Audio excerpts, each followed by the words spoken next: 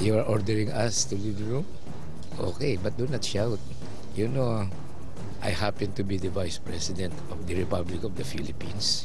Vice President Jejomar Binay sinigawan at pinaalis ang staff ni dating US President Bill Clinton habang naghihintay sa speech ng dating Pangulo kahapon. Birthday boy Binay, bebuelta nga ba? Justice Secretary Laila De Lima pinai-inhibit ng Alpha Phi Omega Fraternity sa investigasyon sa bar exams blast. De Lima, tinedma lang ang panawagan. Enrollment sa mga kursong nursing, HRM at education, pinalilimitahan na ng CHED dahil sa bumababang kalidad ng performance ng mga graduate nito. Mga kongresista at mga obispo nagkakapersonalan na sa issue ng reproductive health bill. Taylor Swift, wagi bilang pinakabatang country songwriter sa Broadcast Music Awards. Ang People's Champ Manny Pacquiao at Antonio Margarito nag-face-to-face sa harap ng media. Sa Makata Super Video, Human Spider muling nagpakitang gilas. Ang bagong inakyat, pinakamataas na first wheel sa buong mundo, ang Singapore Flyer. At mga kakaibang baka sa South Korea na tumutungga ng serbesa at Kung Fu Panda. Aba, nakakalipad pala kahit sobrang heavy gat. Paano nga ba?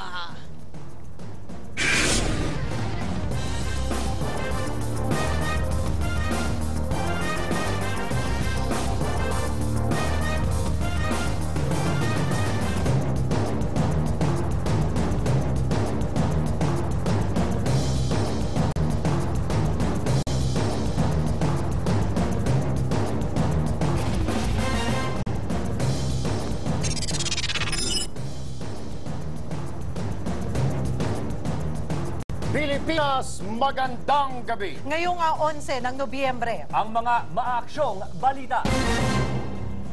Karawan ngayon ni Vice President Jejomar Binay. Pero ang advance birthday gift sa kanya kahapon ng isa sa mga staff ni dating US President Bill Clinton, bulyaw. Sabay pinalaya si VP sa loob ng VIP room ng Manila Hotel. Itong report ni Marlene Alcaide. Maagang dumating si Vice President Jejomar Binay sa Manila Hotel kahapon para makinig sa lecture ni dating US President Bill Clinton. Sa VIP room siya naghintay kasama ang kanyang anak. Makalipas ang 20 minuto, biglang pumasok ang sumisigaw na foreigner na miyembro raw ng Clinton Foundation. Hindi naman ako pinadala nung protocol officer ko. Dito na ako upo-upo.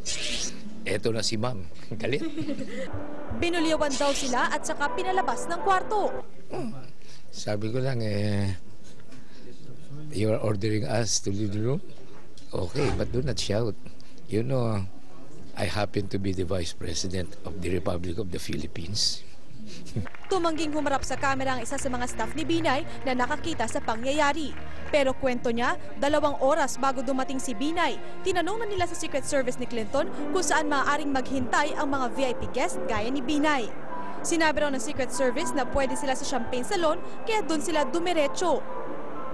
Magkaibang tao ang nagbigay ng go signal at ang nambulyaw kay Binay. Ayaw nang palakihin ni Binay ang issue dahil nagsorry na raw ang foreigner. Forgive and forget, di ba? Tsaka mas masaya pag nakapagpapatawad, di ba? Tsaka hindi naman siguro pinagdasalo na gagawa siya ng ganun. Pero nalungkot si Binay dahil mukhang iniismol lang ng mga foreigner ang mga Pinoy. Kasi gano'n na lagi ang tingin sa Pilipino sa buong mundo. Medyo kayang-kayang pagsisigawan, natatawag ng kung ano-ano. Teka lang muna. Tumanggi nang magkomento ang DFA sa insidente.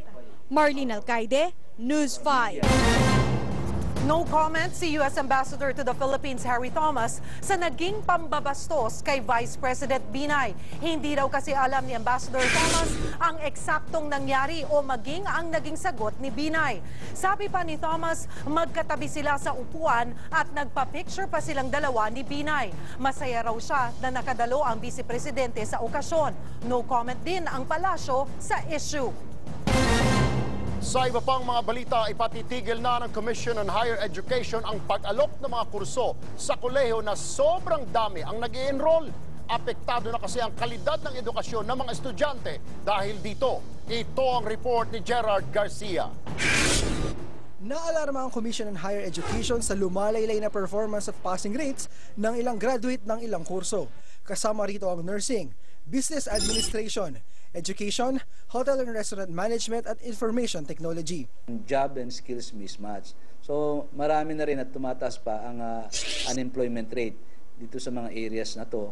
Para mapanatili ang mataas na kalidad ng edukasyon, inatasan ng CHED ang mga pamantasan na wag na munang magdagdag ng mga degree na may kinalaman sa mga kursong itinuturing na oversubscribe.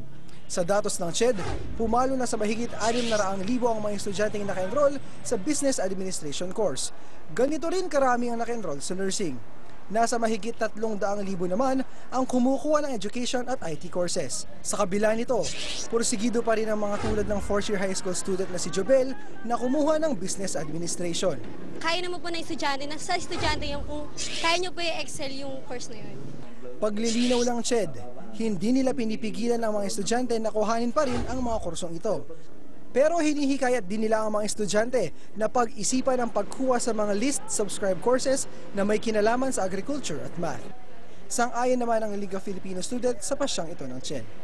Tama lang yun dahil tama naman talaga na dapat pigilan ng Commission on Higher Education i-regulate yung mga diploma mill institutions na matagal na nilang pinapayagan.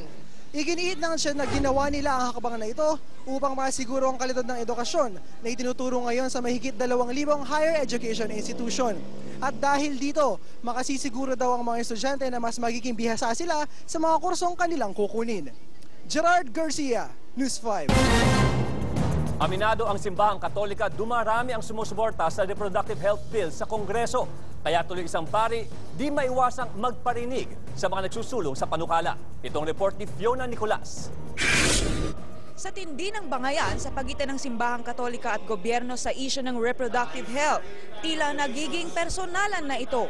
Sa isang text message, inakusahan ni Father Melvin Castro ng Catholic Bishops Conference of the Philippines na nasisilaw sa pera ang mga nagsusulong sa RH Bill. Pakiusap ni Castro sa publiko, ipagdasal ang mga opisyal ng gobyerno para hindi bumigay sa pressure ng mga nagsusulong sa panukala. Pero ang mga kongresistang pabor sa RH Bill, desididong isabatas ito kahit ano pa raw ang pagbabantang gawin ng simbahan. Are you afraid of excommunication? No. Bakit po? I don't believe any other imperfect human being has the right to condemn someone to hell, assuming that there is a hell. So, di ako natatakot. Well, I have not really thought about that, When I make this advocacy for reproductive health, it's based on human rights, on health, and sustainable human development.